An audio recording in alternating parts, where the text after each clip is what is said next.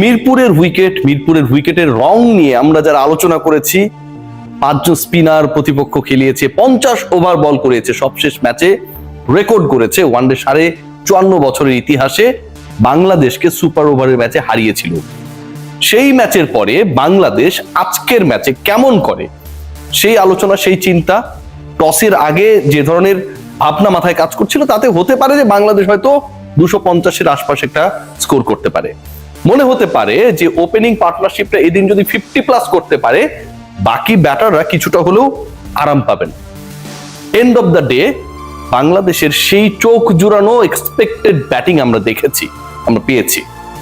সৌম্য সরকার আরো একবার ক্যারিবীয়দের বিপক্ষে অসাধারণ খেলেছেন। সৌম্য সরকার আরো একবার সেঞ্চুরির সুযোগ হাতছাড়া করেছেন। তার ক্যারিয়ারে এরকম অসংখ্য দারুণ ইনিংসে অপমৃত্যু আমরা দেখেছি, মিরপুরে দেখলাম সবশেষটা। সাইফকে নিয়ে যে আলোচনা ছিল যে টি-20 ফ্ল্যাশি সাইফ, ওয়ানডেতে তিনি কতটা কার্যকর, সেই সাইফ 80 রানের অনবদ্য ইনিংস খেলে প্রমাণ করে দিয়েছেন যে কোনো ফরম্যাটেই তাকে আপনি বিবেচনা করতে পারেন এবং যে কোনো ফরম্যাটেই ব্ল্যাঙ্ক চেক হিসেবে বাংলাদেশ দলের জন্য নিজের সর্বোচ্চ দিতে প্রস্তুত তিনি। এই যে সৌম্য আর সাইফের আলোচনা করছি, একটা সময় আমাদের সবার মাথার মধ্যে একটা ব্যাপারই কাজ করছিল যে এই দুজনের মধ্যে কে আগে সেঞ্চুরি করবে।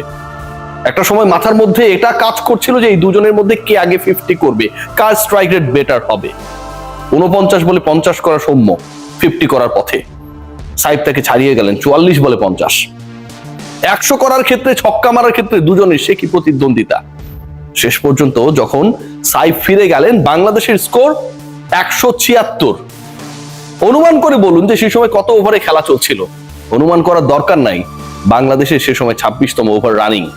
25 ওভারে একটা দল বিনা উইকেটে 176 রান করেছিল। সাইফ হাসান আউট হবার পর 26তম ওভারে দ্বিতীয় বলে বাংলাদেশের প্রথম উইকেটটা পড়ে।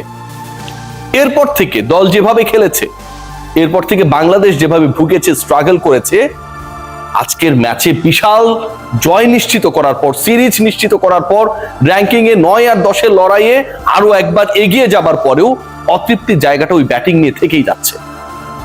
বাংলাদেশ দল যারা 25 ওভারে 176 করেছিল, পরের 25 ওভারে যদি আরো 176 তো, কারণ শেষ 10 ওভার, শেষ 5 ওভার, শেষ 8 ওভারে আপনি পেটাবেন, সেটাই তো হিসাব।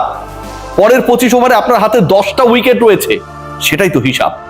তাহলে বাংলাদেশের স্কোর দাঁড়ায় 50 ওভার শেষে 352। ভুল শুনছেন না, কিন্তু শেষ পর্যন্ত বাংলাদেশ 296 বেশি করতে পারে নাই। পরের 150 বলে বাংলাদেশ দল কত করেছে জানেন? 120 রান। পরের 25 ওভারে বাংলাদেশ 120 রান অ্যাড করেছে। প্রতি ওভারে বাংলাদেশ 6-এর উপরে রান তুলতে ব্যর্থ, এমনকি 5-এর উপরও রান তুলতে ব্যর্থ। পরের 25 ওভারে 120 করতে 8টা উইকেট গেছে টিম টাইগার্সের। সৌম্য সরকার আর সাইফ হাসান, ওই যে বলছিলাম যে প্রতিদ্বন্দ্বিতা, কে আগে শতক হাঁকাবে, কার ইনিংসটা কত বড় হতে চায়, কত বড় হতে পারে। বাংলাদেশের ওপেনিং এ হাইয়েস্ট পার্টনারশিপটা কত, সেটাও সবাই খোঁজার চেষ্টা করছিল। টিভি স্ক্রিনে যখন চলে আসে 292 তামিম ইকবালের সাথে লিটন কুমার দাসের সেই পার্টনারশিপ, আজকে সেটা ভেঙে যাবে। সেই রেকর্ড যেমন ভাঙে নাই, বাংলাদেশ দল শেষ পর্যন্ত 300-র ম্যাজিক ফিগারটাও ছুঁতে পারে নাই। সৌম্য 91 এগিয়ে ফিরে গেছেন, দারুণ খেলেছেন। আগের ম্যাচে যে প্রতিশ্রুতি দিয়েছিলেন, আজকে তার পূর্ণ বাস্তবায়নের পথে ছিলেন বাঁ হাতি ব্যাটার। সাইফ হাসান যে 6টা ছক্কা মেরেছেন, যেভাবে ডমিনেট করেছেন, শেষ পর্যন্ত ওই মিস হিটটা যদি মিস হিট না হতো, তাহলে হয়তো তিনিও আউট হতেন না। আরো একটা ছক্কা বাড়তো, 6-এর সংখ্যা হয়ে দাঁড়াতো 7। এন্ড অফ দ্য ডে এই দুজনের দৃষ্টিনন্দন ব্যাটিং, বোলিং ডিপার্টমেন্টে নাসুম আহমেদ, রিশাদ হোসেন, তানভীরদের অসাধারণ নৈপুণ্য বাংলাদেশকে স্বস্তির জয় এনে দিয়েছে। এবছরে আর ওয়ানডে খেলার সম্ভাবনায় না থাকা টিম টাইগার্স শেষ পর্যন্ত এই ম্যাচটা জয় যখন শেষ করে, সেখানটায় আক্ষেপের নাম হয়ে যায় মাস্টার ক্লাস সালাউদ্দিন। বাংলাদেশের ব্যাটিং অর্ডারে যেভাবে বিভিন্ন সময় রঙ্গ তামাশা আজকে চলেছে, ব্যাটিং অর্ডার ড্রেসিং রুমকে যেন একটা বাপ দাদার সম্পত্তি বানিয়ে ফেলেছে, এগুলোর উত্তর দেওয়ার কেউ নেই। নাজমুল হোসেন শান্ত যখন আউট হয়ে গেলেন, বাংলাদেশের বাকি আর মাত্র 39 বলের খেলা, স্কোর হচ্ছে 252। 4th উইকেট হিসেবে নাজমুল হোসেন শান্ত ড্রেসিং রুমে ফিরে গেলেন। আরো 39 বলের খেলা বাকি। সেই 39 বলে পরের 6 উইকেটে বাংলাদেশ অন্তত 7টা রান তো অ্যাড করতে পারা উচিত। পরের ব্যাটার হিসেবে আসলেন মাহিদুল অঙ্কন, এমনকি নুরুল হাসান সোহান, আজকেও যিনি 8 বলে 16 রানের অপরাজিত ইনিংস খেলেছেন, আগের ম্যাচেও যিনি ভালো টাচে থেকে অপরাজিত থেকে তার ইনিংসটা শেষ করেছেন, আজকের ম্যাচে সোহানকে নামানো হয়েছে নাম্বার 8-এ। বাংলাদেশ অসাধারণ শুরু করার পর ওই সিচুয়েশনে আপনি হয় সোহানকে বিবেচনা করবেন অথবা রিশাদকে বিবেচনা করবেন। নাসুমের পরেও যখন মেহেদী হাসান মিরাজ আর নুরুল হাসান সোহান ব্যাট করতে নামে, দুজনের ব্যাটিং অর্ডার যখন হয়ে যায় যথাক্রমে 8 আর 9, ঠিক তখন বাংলাদেশের থিঙ্ক ট্যাঙ্ক কতটুকু আসলে থিঙ্কিং এ পারদর্শী সেই প্রশ্ন তোলা খুবই যৌক্তিক। খেয়াল করে দেখুন যে আমরা মোমেন্টাম কিভাবে নষ্ট করেছি, বাংলাদেশ মোমেন্টাম কিভাবে নষ্ট করেছে। একটা দল 25 ওভারে 176 থেকে পরের 25 ওভারে বাংলাদেশ 8 উইকেট হারিয়ে 120 রানে বেশি তুলতে পারে নাই, প্রতি ওভারে 5 রান পর্যন্ত তুলতে পারে নাই। রানা বল যদি বাংলাদেশ খেলতো 150 রান অ্যাড হলেও বাংলাদেশের স্কোরটা দাঁড়াতো 326।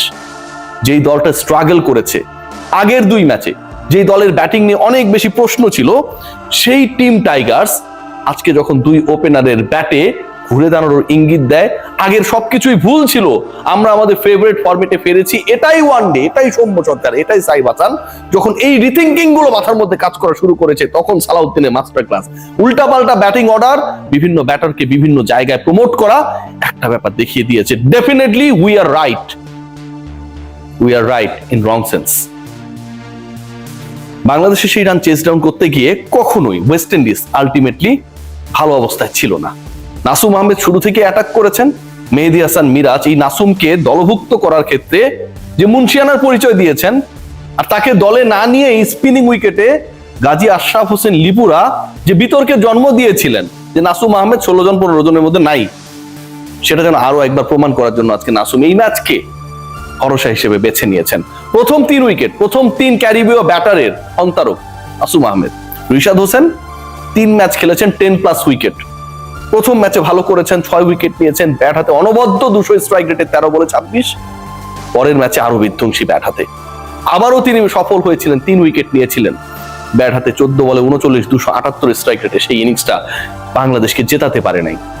এই ম্যাচেও রিশাদ হোসেন উইকেট টেকিং বোলারদের ওই যে ট্যালি রয়েছে, বেস্ট বোলিং ফিগারের ওই জায়গাটায় নিজের নামটা অ্যাড করে নিয়েছেন। একজন লেগ স্পিনার যিনি ব্যাট করতে পারেন, একজন লেগ স্পিনার যিনি গুরুত্বপূর্ণ সময় উইকেট নিতে পারেন, একজন লেগ স্পিনার যিনি ভরসাস্থল হতে পারেন, এই সিরিজের সবচেয়ে বড় প্রাপ্তি আমার কাছে মনে হয় রিশাদ হোসেন। আর প্রাপ্তির জায়গা যদি আরেকটু অন্যভাবে বলি, অবশেষে বাংলাদেশ একটা সিরিজ জয় করেছে, অবশেষে বাংলাদেশ 4 সিরিজ পরে ওয়ানডে সিরিজে জয় পেয়েছে, এবং বাংলাদেশের এই যে জয়, এটা এমন একটা দলের বিপক্ষে অবশেষে এসেছে যেই দলের বিপক্ষে সবশেষ ম্যাচে বাংলাদেশ যেভাবে পরাজিত হয়েছিল, যেভাবে লাস্ট ওভারের ইকুয়েশন মিলিয়ে অলমোস্ট জিতে গিয়েছিল, তারপরও পারে নাই, catch miss, run out miss, সবকিছু হয়েছে।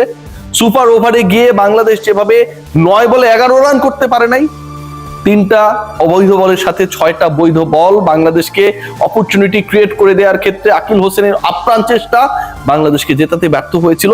মনে করা হচ্ছিল যে শেষ ম্যাচটা বাংলাদেশ মোমেন্টাম হারাবে, সেই যে মনে করা হচ্ছিল, মনে করার যে চিন্তা ভাবনার জায়গাটায় আমরা ছিলাম আটকা, সেটা থেকে অন্তত সৌম্য এবং অপর ব্যাটার সাইফ আমাদেরকে রিলিফ দিয়েছেন। একই সাথে মিরপুরে 10 বছর পর বাংলাদেশ ওপেনিং এ 17 রানে পার্টনারশিপ করেছে, এবং মিরপুর শুধু না, যে কোনো স্টেডিয়ামে যে কোনো প্রতিপক্ষের বিপক্ষে 31 মাস পর, 2 বছর 7 মাস পর বাংলাদেশের ওপেনারদের 17 রানে পার্টনারশিপ আজকে আমরা দেখেছি। শুধু দেখতে পেলাম না, একটা জিনিসই, কে আগে শতক মারতে পারে, সৌম্য নাকি সাইফ? এক জায়গায় সাইফ এগিয়ে, শতক হাঁকানোর এই প্রতিদ্বন্দ্বিতায় সৌম্য সরকারের সাথে রেসে চলা সাইফ হাসান সৌম্যের আগে আউট হয়েছে। সবাই ভালো থাকবে।